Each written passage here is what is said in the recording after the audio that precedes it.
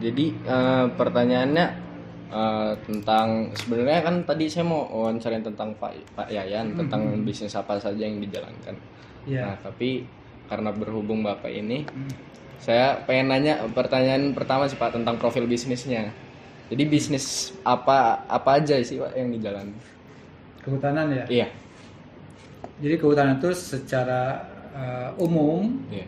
dalam hal pengusahaan hutan, Pak Lepi juga harus paham. Ternyata ada dua hal. Sekarang mau berbicaranya pemanfaatan atau penggunaan. Iya. Jadi dalam kehutanan itu beda. Istilah sedikit saja berbeda. Iya. Apa yang disebut dengan pemanfaatan berarti kegiatan-kegiatan yang berkenaan dengan usaha-usaha di bidang kehutanan. Iya. Itu pemanfaatan. Tetapi yang disebut dengan penggunaan kawasan hutan itu adalah usaha-usaha di luar sektor kehutanan tapi berada di dalam kawasan hutan. Contohnya apa? Tambang dalam kawasan hutan itu bisa namanya penggunaan. Nah, jadi profil bisnisnya, jadi kehutanan itu lebih kepada sekarang basic komoditasnya apa. Nah, kemudian berbicara terkait dengan pemanfaatan, mungkin akan lebih pas berkenaan dengan tugas kami. Kenapa? Karena memang kalau pemanfaatan hutan itu atau pemanfaatan hutan ya secara umum ya, pemanfaatan hutan pemanfaatan hutan adalah upaya-upaya untuk kegiatan yang untuk memanfaatkan mulai dari pertama hasil hutan kayu, kemudian hasil hutan bukan kayu, kemudian jasa lingkungan, dan mungkin nanti ada turunan-turunannya lagi. Tapi itulah hal yang pokok yang dalam bidang pemanfaatan hutan. Nah, sekarang di mana saja bisa dilakukan pemanfaatan hutan? Pak Lepi pernah tahu nggak fungsi hutan ada berapa? Ada 3. Apa itu? Hutan konservasi, hutan lindung, sama hutan produksi. Apakah semuanya bisa diberikan pemanfaatan dan penggunaan? Belum tentu. Belum tentu tentunya. Jadi benar kalau pemanfaatan hutan itu bisa dilakukan di tiga-tiganya. Pemanfaatan berarti dia ada ada tadi itu saya bilang ada pemanfaatan kawasannya, ruang tumbuh, pemanfaatan hasil hutan kayunya, non kayu atau bukan kayu, dan jasa lingkungan. Jasa lingkungan itu bukan hanya wisata ya, banyak itu nanti ada air bisa juga, jasa air bisa juga, wisata rekreasi jelas lah itu ya. Tapi kemudian bagaimana cara memanfaatkan itu? Ternyata di 3 fungsi tadi bisa semua. Dan menurut Undang-Undang Cipta Kerja saat ini, pemanfaatan hutan yang kita kaitkan mungkin pemanfaatan ini akan quote and quote dia akan relevan dengan bisnis kehutanan gitu ya. Jadi pemanfaatan hutan ini dia ada yang namanya hanya 2 cara saja. Pemanfaatan hutan itu dengan 2 cara saja. Ya kan, ini pemanfaatan hutan tadi ada kawasan kayu, non kayu, jasa lingkungan gitu ya, itunya. Nah, itu hanya 2 cara saja. Dengan apa? Dengan PBPH sekarang. Kalau dulu namanya izin. PBPH itu perizinan juga. Jadi PBPH itu kata apa sih Pak? PBPH itu perizinan berusaha pemanfaatan hutan. Contohnya itu perusahaan-perusahaan besar, HTI. Apakah harus perusahaan besar? Enggak juga. Apakah boleh perusahaan kecil? Ya tetap ada. Tapi di Lampung kebetulan tidak ada yang perusahaan kecil. Pemanfaatan hutan dengan cara PBPH atau perizinan, ya, korporasi atau perusahaan itu ada beberapa di Lampung. Itu cara pertama untuk memanfaatkan hutan. Lalu cara kedua yang apa? Cara kedua adalah untuk masyarakat. Masyarakat juga perlu dipayungi karena perlu ketahui bahwa hampir mungkin 80% ke atas kawasan hutan yang menjadi kewenangan Provinsi Lampung, pemerintah provinsi, karena kan di Lampung kan ada 1 juta hektar nih. Kan sebagian kewenangan pusat, sebagian kewenangan pemerintah provinsi. Nah, 86% dari yang kewenangan provinsi itu hampir seluruhnya sudah ada aktivitas manusia di dalamnya. Baik legal maupun ilegal. Ya. Nah, kalau yang cara kedua ini berkenaan dengan kondisi itu. Tadi kan kalau yang ada perizinan itu atau yang ada PBPH, persetujuan berusaha bermanfaatan hutan itu lebih banyak ke hutan produksi. Yang contohnya di sini apa? Itu Silpa Inhutani, ada Inhutani 5, ada Budi Namun Sejahtera. Itu mereka usahanya HTI. Kalau dulu namanya HTI, hutan taman industri. Itu rata-rata di hutan produksi, bukan di hutan lindung. apakah ada PBPH atau perizinan berusaha pemanfaatan hutan di hutan lindung sampai saat ini di Lampung belum ada. Lalu di hutan lindung dengan apa Pak? Yaitu tadi, tidak hanya di hutan lindung tapi hutan produksi, kalau di masyarakat itu dipayungi dengan perhutanan sosial. Oh, karena ada program perhutanan sosial. Perhutanan sosial bagian dari bisnisnya kehutanan. Tapi dilakukan oleh siapa? Oleh masyarakat. Ya, oleh masyarakat. Jadi caranya hanya dua, profil bisnisnya kehutanan itu hanya dua. Dia memanfaatkan melalui perizinan. Iya. Berarti mazhabnya atau rezim perizinan, pemanfaatan oleh perusahaan-perusahaan, korporasi gitu ya. Yang satunya yang oleh masyarakat adalah namanya perhutanan sosial. Iya. Dua saja pemanfaatan hutan. Latar belakangnya kan tadi sudah disebutkan ya Pak ya, karena segala macam. Terus misalkan untuk dari modalnya itu apa saja sih Pak untuk melakukan itu semua? Oh ya tentunya kalau yang perusahaan ya mereka kan modalnya kan sudah 3M itu kan, man, machine atau money kan. Ya mereka sudah mempersiapkan itu semua. Artinya pada saat mereka mengajukan perizinan berusaha seperti perusahaan HT-HT yang sudah ada, mereka mempersiapkan itu. Lalu modal untuk masyarakat apa? Masyarakat itu modalnya pertama ya SDM mereka sendiri lah ya. Iya. Kemudian areal itu punya negara, kawasan itu punya negara. Itu menjadi modal buat mereka. Lalu kemudian bagaimana dengan keuangan untuk modal usaha mereka? Ya mereka pertama harus legal dulu. Masyarakat itu kalau sudah legal dan mendapat izin atau mendapatkan persetujuan, namanya sekarang persetujuan bukan izin. Persetujuan perhutanan sosial, maka mereka akan mudah mengakses pembiayaan keuangan karena boleh. Boleh karena mereka sudah resmi diberikan izin atau diberikan legalitas selama 35 tahun untuk perhutanan sosial. Berarti kalau untuk sasaran pasar dari kayak misalkan HT-HT itu berarti untuk orang-orang yang lain ya Pak ya? Ya enggak juga, jadi mereka memenuhi kebutuhannya kan aslinya. Perusahaan-perusahaan HT ini kan untuk memenuhi kebutuhan kayu baik untuk rumah tangga maupun industri. Kayu itu kan ada yang dipakai rumah tangga nih, contohnya apa sih untuk rumah gitu ya. Kalau industri itu apa nanti pulp misalkan untuk bubur kayu, untuk apa gergaji furniture dan sebagainya itu kan juga dipasok dari HTI bisa. Tapi kemudian dari masyarakat bisa saja dari masyarakat. Ya bisa dari dalam kawasan hutan melalui perhutanan sosial atau dari luar kawasan hutan rakyat. Berarti tetap bisa ya Pak ya? Apa itu? Untuk menjual itu misalkan karena kan melalui program perhutanan sosial ini berarti masyarakat dipartisipasikan dalam pengurusan hutan. Ya diberdayakan. Mereka yang tapi sudah terlanjur ya masyarakatnya sudah terlanjur ada dalam hutan atau mengelola hutan. Mereka diikutsertakan, bahkan mereka diberi waktu 35 tahun untuk mengelola hutan itu dipersilakan, tapi mengikuti kewajiban atau mengikuti aturan main kehutanan. Berarti skenanya untuk tetap berbisnis walaupun dari dalam Indonesia maupun dari ekspor untuk luar negeri ya Pak? Bisa saja. Tapi kan sampai saat ini kalau untuk kalau kayu orientasinya belum, kalau perhutanan sosial belum banyak. Belum ada bahkan kita belum. Tapi kalau perusahaan tadi yang 3 HTI ada di Lampung ini ya juga terhambat karena areanya banyak berkonflik dengan masyarakat. Kalau untuk pemasarannya sendiri kayak gimana sih Pak? Pemasaran apa? Pemasaran dari kayak gimana dari kita misalkan udah mengurus tentang hutan ini jadi udah masa tebang lah istilahnya, udah mau diambil gitu. Ya kalau pemasaran kayu jelas pada saat ini kan dari kayu rakyat yang banyak di Lampung, bukan kayu dari HTI. Kayu dari HTI sudah berkurang, sudah banyak. Nggak mungkin udah minim sekali gitu ya. Kalau kayu, tapi kalau kayak hasil hutan bukan kayu, entah itu dalam bentuk misalnya getah, dalam bentuk buah, dalam bentuk ya apapun lah ya, selama dihasilkan bukan kayu, itu sudah ada yang skalanya baik lokal, regional, nasional, mungkin ada yang sudah ekspor juga. Berarti program perhutanan sosial ini misalkan yang kayak tadi Bapak sebutkan untuk kewirausahaan ini usaha tentang untuk perizinan kayu segala macam itu dari program perhutanan sosial sendiri Pak. Itu kapan sih Pak dimulainya? Di tahun berapa? Jadi kalau perhutanan sosial itu kan kalau di hutan lindung dia tidak boleh memanfaatkan kayu, tidak boleh nebang kayu di hutan lindung. Apapun itu dia tidak boleh. Misalkan perhutanan sosial ada di situ, dia hanya boleh memanfaatkan ya hasil bukan kayu, jasa lingkungan atau terus kawasan hutan. Namanya kawasan hutan berarti ruang tumbuh. Dengan cara apa? Agroforestry gitu.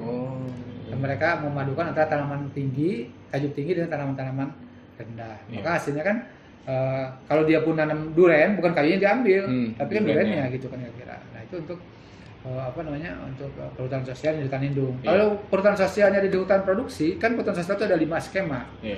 Hutan kemasyarakatan, hutan desa, kemudian hutan tanaman rakyat, kemitraan kehutanan dan hutan adat. Di Lampung baru ada 4 skema yang dipakai, yang sudah dilaksanakan, ada hutan kemasyarakatan, hutan adat, hutan desa, hutan tanaman rakyat. Dan itu ada di mana aja, pada di hutan produksi dan hutan lindung. Itu mulainya di tahun berapa ya Pak? Mulainya sejak lama sebetulnya. Di Lampung itu sudah dulu sebelum era perhutanan sosial sudah ada kegiatan pemberdayaan masyarakat. Sejak zaman mungkin itu kearifan lokal ya, artinya sudah local wisdom itu maksudnya dia sudah ada sejak zaman entah kapan, seperti contohnya apa, Repong Damar. Repong Damar itu adalah bagian dari pemberdayaan masyarakat atau perhutanan sosial saat ini. Karena perhutanan sosial baru muncul sekarang. Kemudian dimulai lagi pada tahun 90 berapa gitu, 97 saya lupa ya, ada HKM, mulai dulu HKM, bukan perhutanan sosial, tapi HKM. Sekarang kan HKM menjadi bagian dari perhutanan sosial. Jadi kalau izin yang 35 tahun atau yang perhutanan sosial untuk yang sudah mendapatkan persetujuan atau izin 35 tahun itu baru dimulai tahun 2007. Itu baru mulai perhutanan sosial yang resmi izinnya definitif 35 tahun. Berarti kalau misalkan omset bulanan atau tahunannya bisa dihitung sama si pelakunya berarti ya Pak? Seharusnya bisa. Cuma kan kami sampai saat ini belum punya data terkait dengan omset yang pasti ya dari mereka itu. Kalau misalkan pekerjaan kan kayak gini Pak, pekerjaan mereka ini para HTI atau dari masyarakat tersebut ini merupakan mungkin mengurus lahan tersebut dari program skena perhutanan sosial itu merupakan pekerjaan utama. Nah, kira-kira apakah ada alasannya Pak kenapa mereka memilih mengurus lahan tersebut menjadi pekerjaan utama? Tadi saya bedakan antara HTI dengan perhutanan sosial. Kalau HTI itu dia perusahaan, nggak ada berhubungan dengan masyarakat. Kalaupun suatu ketika masyarakatnya sudah terlanjur dari arah HTI, maka mereka harus bermitra dengan perusahaan. Itu masuk baru perhutanan sosial, kemitraan kehutanan namanya. Ya, bagian ekonomi. Jadi pisahkan nih HTI dengan perhutanan sosial. Perhutanan sosial itu adalah digunakan oleh masyarakat murni nih. Jadi mereka kenapa dia mengelola lahan itu? Ya sudah pasti mereka ketergantungan hidup. Karena mereka sudah terlanjur melakukan pengelolaan hutan ya, secara ilegal misalkan. Kalau dulu kan sebetulnya perambah kan. Nah kalau sekarang kan sudah tidak ada lagi bahasa itu. Karena untuk bagaimana program pemerintah ini menyentuh mereka, maka diistilahkan perhutanan sosial. Jadi mereka bukan lagi dianggap sebagai perambah, tapi sebagai mitra kita. Maka mereka masih mengakses ke perhutanan sosial melalui beberapa tadi itu skemanya, hutan kemasyarakatan, hutan desa, hutan tanaman rakyat atau kemitraan kehutanan. Mereka bisa. Kenapa mereka mempertahankan untuk bekerja di situ? Karena mungkin mereka tidak memiliki lahan yang cukup untuk berusaha. Maka mereka memanfaatkan lahan kawasan hutan. Gitu. Kalau misalkan pas waktu pandemi COVID-19 itu kayak gimana ya Pak? Nah, ada cerita-cerita tertentu mungkin ini menjadi best practice untuk perhutanan sosial. Jadi ternyata kan perhutanan sosial itu saya sampaikan ke Pak Lepi bahwa perhutanan sosial ini diberikan izin nih ke masyarakat, kelompok ya, enggak satu ya, dia kelompok ada perorangan kan, tapi kan dia ke masyarakat. Itu mereka diharapkan dengan satu izin itu atau dengan perhutanan sosial itu mereka usahanya macam-macam. Multi usaha kehutanan namanya, MUK. Jadi dia tuh ada, kalau ada di situ ada kalau di hutan lindung berarti kan kayu nggak boleh nih. Tapi kalau di situ ada potensi HHBK kopi, ya kopinya dimanfaatkan.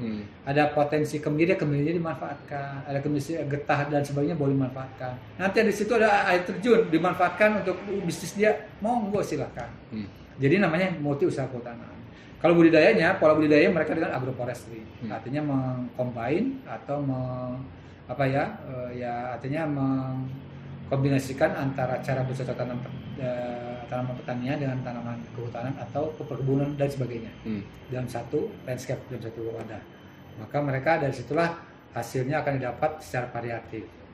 Kenapa mereka tidak monokultur, misalnya kopi semua gitu? Jangan. Kenapa? Pertama terkait dengan kesuburan lahan.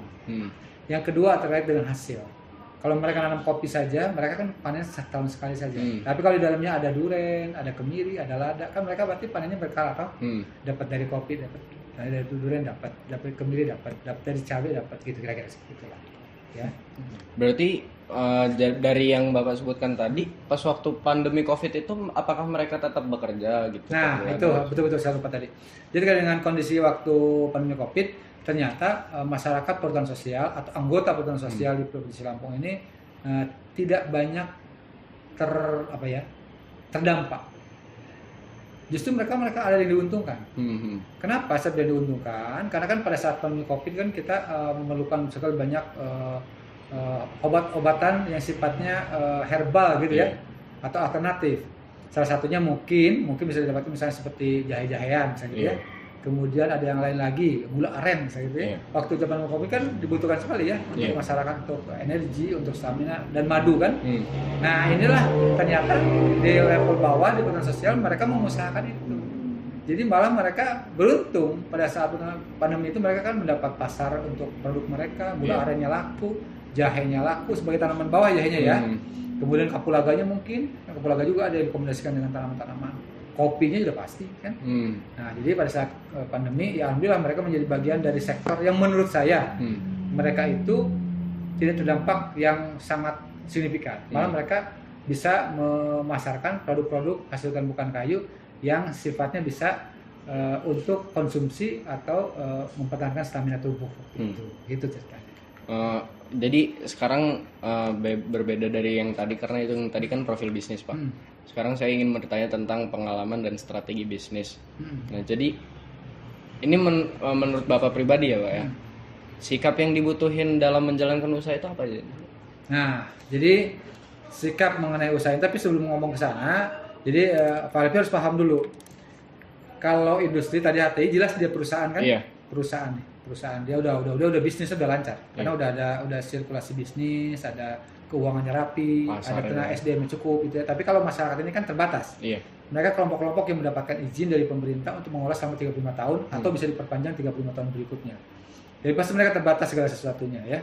Oleh karenanya sebetulnya kan kalau perhutanan sosial dikasihkan ke kelompok nih ya, ini kelompok. Nanti di bawah kelompok ini ada lagi KUPS namanya.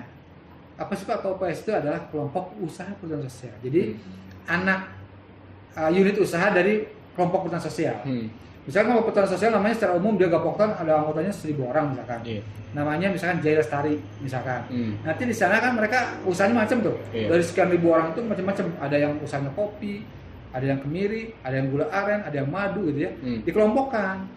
Nanti ada unit usaha namanya KUPS kopi, KUPS madu, KUPS. Nah, itulah jadi unit-unit bisnis dari perhutanan sosial.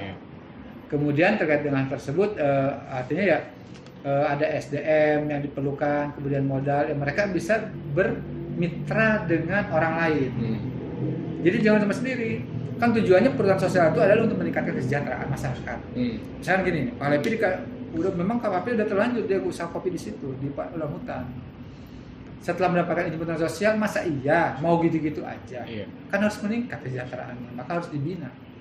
Caranya bagaimana Pak? Pasti pembinaan dari pemerintah ada, tapi ada juga pemerintahan dari orang lain. Kemudian terhadap nilai produknya kan harus ada peningkatan juga kan? Maka dia harus mencari pasar dong. Maka salah satunya yang paling penting adalah melakukan upgrading. Apa maksudnya? Jadi nilai tambah untuk produk dari perhutanan sosial.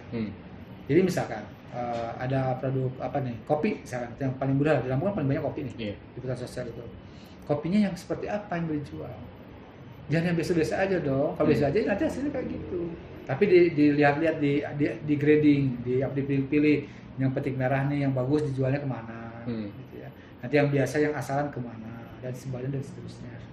Nah ini caranya seperti apa? Mereka harus melakukan pertama upscale, peningkatan keterampilan anggotanya dalam pengolahan. Kemudian meningkatkan jaringan apa? Pemasaran. Maka kalau mereka sulit dengan pemasaran, kami fasilitasi pemerintah. Yuk kita adakan ketemu bisnis yuk. Nah, petani punya produk apa? Misalkan saya punya ini loh Pak, katanya minyak kemiri misalkan, atau kemiri banyak Pak, tapi kami pasarnya begitu-begitu aja, katanya pasarnya harganya biasa gitu ya. Kami ingin harga tinggi, maka Pak tahun didatangi sih Pak, pasarnya Pak atau perusahaan yang mau nampung. Nah kan. Kami fasilitasi yang kependatangan pasar, nanti mereka ber-MOU bekerja sama dengan perhutanan sosial. Kalau perhutanan sosial dia bekerja sama dengan para pihak untuk meningkatkan kesejahteraan mereka. Itu ceritanya ya. Itu strateginya tuh. Salah satunya dia pemasaran dan meningkatkan produk, nilai tambah produk ya. Jadi ini menurut Bapak sendiri aja ya, sikap yang dibutuhkan dalam menjalankan usaha itu apa sih Pak? Harus serius. Serius ya Pak ya? Serius. Kan gini, makanya kami selalu menekankan, Pak Kadis ini selalu mengarahkan yang paling penting adalah pasca legal. Maksudnya apa Pak? Kan tadi itu saya bilang, kan perhutanan sosial itu diurus ya. Kalau perusahaan kita nggak ngomong perusahaan nih, kita yang perhutanan sosial. Mereka kan ngurus ke menteri itu ya. Nanti keluarlah izin. Jadi pada saat keluarnya izin atau persetujuan itu, mereka tuh jangan cuma senang sampai di situ. Karena masyarakat ada yang dia hanya sampai di situ saja. Yang penting saya udah legal usaha di hutan itu, udah di aja dia. Kayak gitu aja usahanya nggak meningkat. Itu yang kurang pas. Karena tujuan pemberian legalitas perhutanan sosial ini adalah untuk meningkatkan kesejahteraan dan melestarikan hutan, maka seharusnya pada saat setelah keluar persetujuan, mereka dengan serius meningkatkan usaha mereka. Karena perhutanan sosial bukan cuma dia untuk ekonomi semata masyarakat yang di situ, tapi juga untuk memperbaiki kawasan hutan.